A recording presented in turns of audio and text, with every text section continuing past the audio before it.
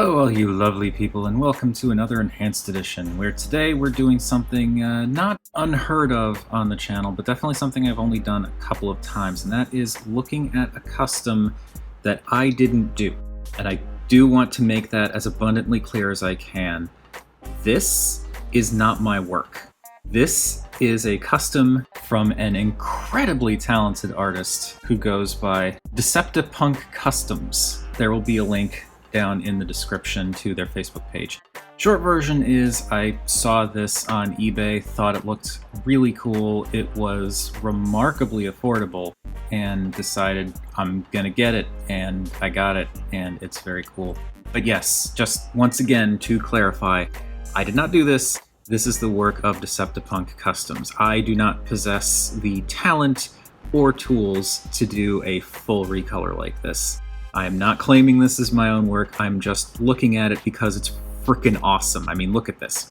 This is a repaint, a full repaint of Cyberverse Ultimate Class Grimlock, which I did look at somewhat recently. You can check it out up there. It's the same figure, it's just been heavily repainted, and also like just some of the stuff that's been done here is really cool. So first and foremost, I have not fully transformed him all the way. You can see that back here he's not clamped down. That's because I'm worried that if I try to force this all the way back and peg it in, it might scrape up some paint. So I've been trying to, not peg things in too heavily when I can avoid it. But this is just amazing looking. This is sort of in my mind, the paint scheme kind of feels like a G1 Grimlock mixed with Fall of Cybertron, because he's got silver across the board with little bits of gold and red here and there. But then he's also got these really cool like scratches and scuffs all over the place. And these are actual like legit scratches. This is like been scratched into the plastic. It makes for a really cool effect. I'm guessing what happened was they painted it, scratched it, or possibly scratched it and then painted it and then did like a wash over it to bring out those scrapes, and it looks really, really cool. I like the more subtle color scheme here too. I like that it's kind of primarily silver across the board, but then you've got these really nice gold, like kind of a dull gold accents everywhere, and a little bit of red as well. It's a very simplified color palette, but I think that works in its favor. Also, that wash over everything just makes it feel really grungy and dirty, and I love it. Even inside of the mouth, they did the little thing there, and that's so much cleaner than the work I do. My brush control needs a lot of work. Painted the eyes red. It's just so good. And I really love the effect on here, because that wash over top of the silver really, or maybe it's gunmetal, I don't know, but that wash on top of the metallic paints really does make this look like it should be metal. And I just love this. You still get that functionality in the tail, but gotta be careful because don't want to scrape the paint too much. These bits back here, I don't know if those were left unpainted intentionally or if they just weren't painted, but those aren't painted. I don't mind it. In my mind, regardless of the intention, they read as lights. It's kind of like these glowing blue lights on his backside, but it's probably also due to the fact that when you transform him into robot mode, you don't see these. I should also mention, I don't know if it's because of the paint or because things were disabled, but the mechanisms, the gimmick does not work. Or at least it won't work when I try to get it to work. It might still function, but it's not functioning for me currently. This is an art piece. This is not a toy anymore. This is something that I will transform into robot mode for the sake of this video and leave it in robot mode for pretty much the rest of the time it's on my shelf, because I don't want to risk scraping up this incredible paint job any more than I already have. One thing I will do though, which is uncommon for Enhanced Edition videos, is I will show this paint job next to the official figure, because I actually still have the official figure in a rare change.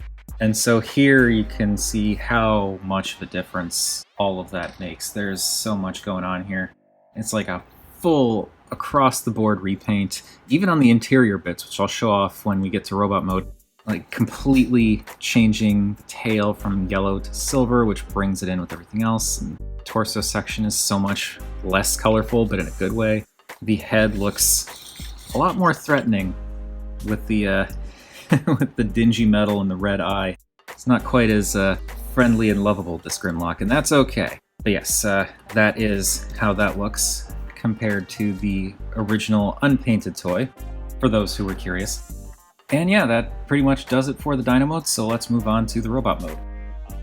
So as you probably expect, the robot mode looks even more spectacular than the T-Rex mode. The coloration here is just fantastic, and yes, most of this is stuff that we saw in the T-Rex mode, but it comes together so nicely here. The colors are much more cohesive. Unlike the original, you don't have these weird blocks of color based on where certain bits were assembled, because everything's just been painted to match, and we'll see that more when we do the comparisons. But yeah, I love this more muted color scheme. I love the damaged look, and I love how it's like this mashup of G1 and Fall of Cybertron color schemes. It looks so good, and it highlights how, despite this being very much a children's toy, the sculpt on this thing is pretty freaking mean.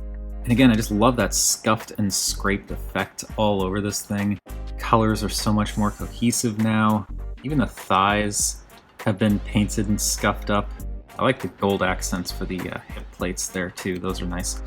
The joints are actually painted. The arm joints, unfortunately, in particular the shoulders, have had some issues with scrapage.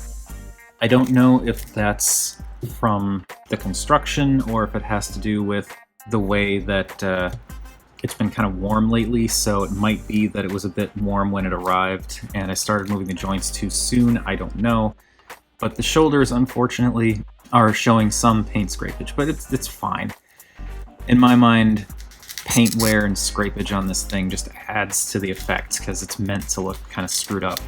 Also, with regards to what I was saying with like the inside stuff being painted, like look at this, even the insides of the legs, backs of the knees, the inside of the hollow torso, it's all been painted and had that wash applied to it. It's really cool. And the head, due to the paint scheme, looks much, much more classic Grimlock now.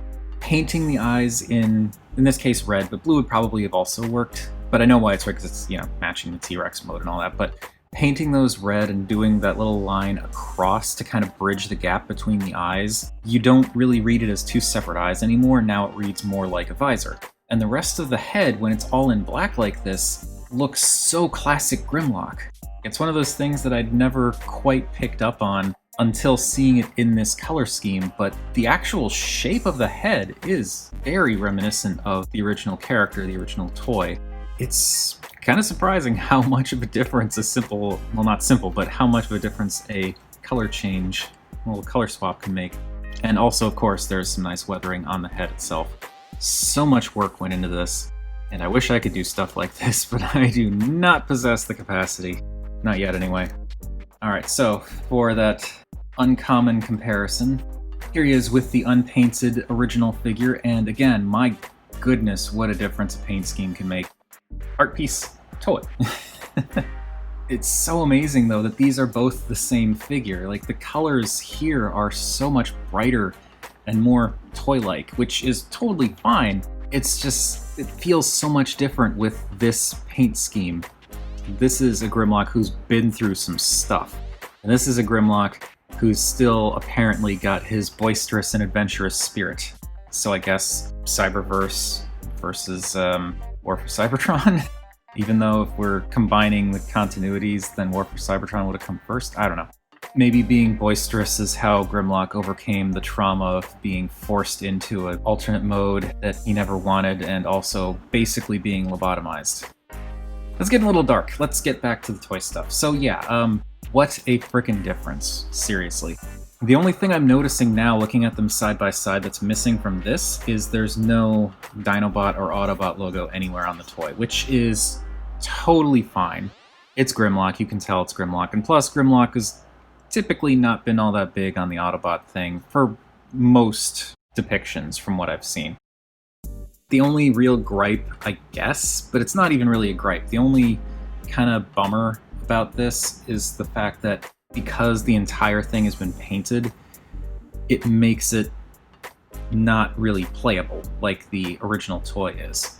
This I can toss around and have fun with and not worry about shoving parts past other parts and do like the stompy effect thing and just be like, "Arr, it's a toy, Grimlock, arr." This is very much not that. But there's no way to avoid that when you do like a full repaint of a toy, you know? Like, there's just no way. But again, that's totally fine and completely understandable. I did not get this because I wanted to play with it. I got it because it looks amazing and I wanted to display it on my shelf because it looks amazing. And also because I am a Grimlock fanboy, like virtually everybody is, because how could you not be? Once again, though, my hat's off to Deceptipunk Customs. This is an amazing job. I would paint so many of my toys up like this if I could, but I highly, highly, highly recommend checking out Deceptipunk Customs. Once again, link in the description to their Facebook page. I have been informed as of the recording of this video, which is towards the end of July 2020, so if you're watching this like 3 years from now, just be aware that there's a bit of a time jump. But as of the recording of this video, they are not accepting commissions. So if you're looking to get a commission piece done, it's just not going to happen right now. But if it's something you are interested in, I highly recommend and suggest that you bookmark their Facebook page and just check back every now and then to see if and when commissions open up again. In the meantime, if you're not interested in commissions, they do also have an eBay store, which is where I got this guy from. The eBay store is called Abysmos. I'll leave a link to that in the description as well. And they do have a fair few number of customs up right now, again, as of this recording, and they all look utterly fantastic. Anyway, that is going to do it. Again, I'm going to suggest that you check out Deceptipunk Customs because their work is clearly fantastic. Also, of course, thank you for watching, and as always, please stay fabulous.